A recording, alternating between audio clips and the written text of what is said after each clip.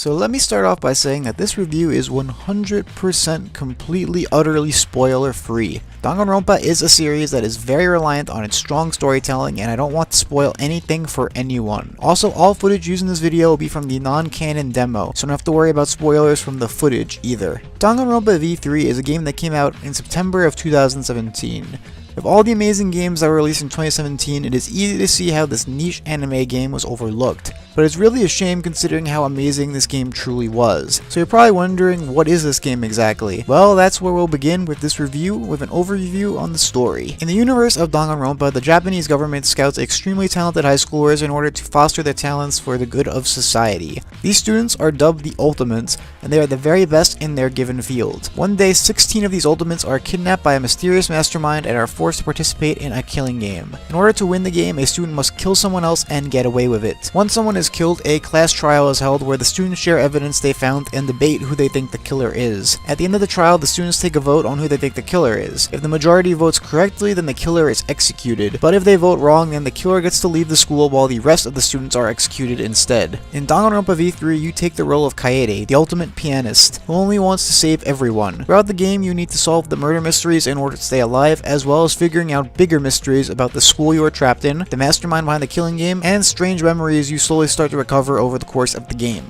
Before I go into the gameplay, I want to talk about the game's style. Danganronpa has a very unique psychopump style to it. This is evidenced by the bright colors and the pink blood, which is a series trademark. In addition to that, the game uses 2D sprites in a 3D environment, which could seem strange at first, but is quite charming once you get further into the game. Another kind of style Danganronpa has is comedy. Now, the game as a whole is very serious, but boy did they know how to make you laugh. Monokuma, or the headmaster behind the killing game, made me smile every time he was on screen due to his wacky personality and his amazing voice.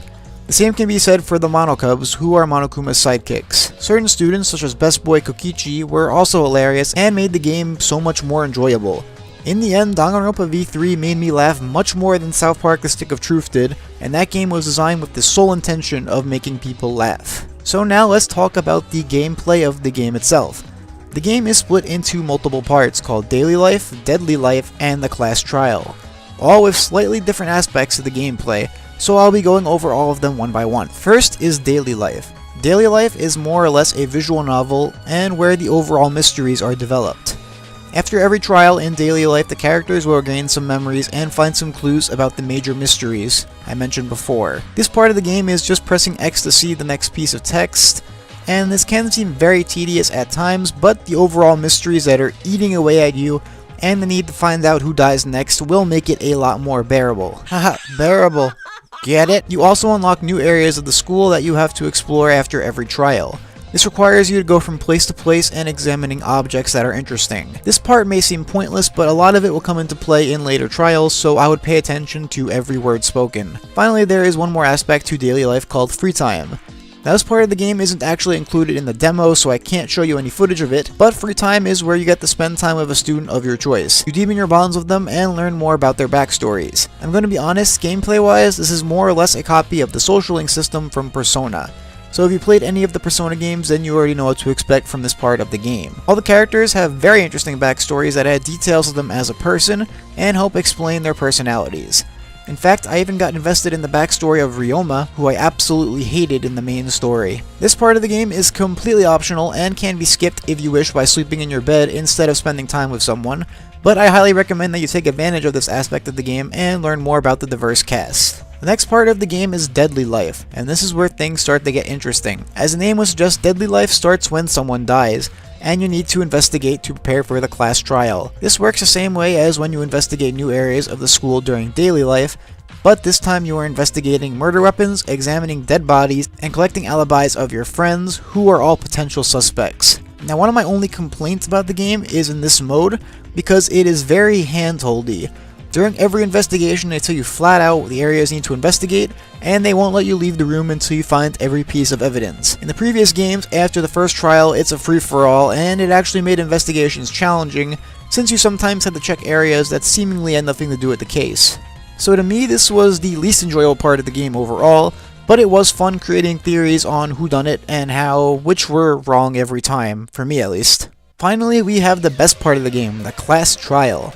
The class trial is where you need to figure out whodunit. The main form of gameplay is called a non-stop debate. If you play any of the Ace Attorney games, it's kind of like that on steroids. Different people shout out different things that they think are relevant to the case, and it is your job to find the contradictions in their testimony. You do this by shooting a statement that is wrong with a piece of evidence you collected during the investigation, and that statement contradicts. This works the same way as contradicting a statement in Ace Attorney, just 100 times cooler. You also have the ability to agree with a statement using a piece of evidence to prove your point. The more non-stop debates you complete, the closer you get to uncovering the truth. Danganronpa V3 also adds a new mechanic called lying. Sometimes you will need to tell a small lie in order to reach the bigger truth. But you shouldn't be lying all the time because lies that are wrong have bigger penalties than honest mistakes. You also have to play other minigames during the trial, such as Psychic Taxi, where you have to dodge obstacles and answer questions, and Mind Mine, where you need to uncover objects in a weirder version of Candy Crush. In all, every class trial usually ends up being about 2 hours in length, and everyone has countless amounts of twists and turns that will keep you on your feet. The gameplay in these trials is very fun, and it is almost impossible to guess where the story will go next, which makes it very interesting. My only complaint about this part of the game is that some of the questions asked were a little too easy, and can easily be figured out on your first try. But that is counterbalanced by other questions that are much harder and may take a few attempts to beat. Now, if you are new to the series, you're probably wondering where you should start. As the title implies, V3 is not the first entry in the series. It is not required, but I highly recommend that you play Danganronpa 1 and 2 before playing V3 to understand the full scope of the story. In addition to that, there is also Ultra Despair Girls, which is not required to understand any part of the story, but is still an amazing game, so I recommend it wholeheartedly. If you aren't sure if you want to play Danganronpa or not, then I recommend downloading the V3 demo on PS4, Vita, or Steam. It's completely free, very funny, and gives you a good idea of how the entire game will play. In the end, I give Danganronpa V3 a 4 out of 5. It is a great game with an amazing story, and if you are a fan of the mystery solving genre, then I think this is the perfect game for you. So that's all I have to say for now. Please let me know what you thought of this video down in the comments below.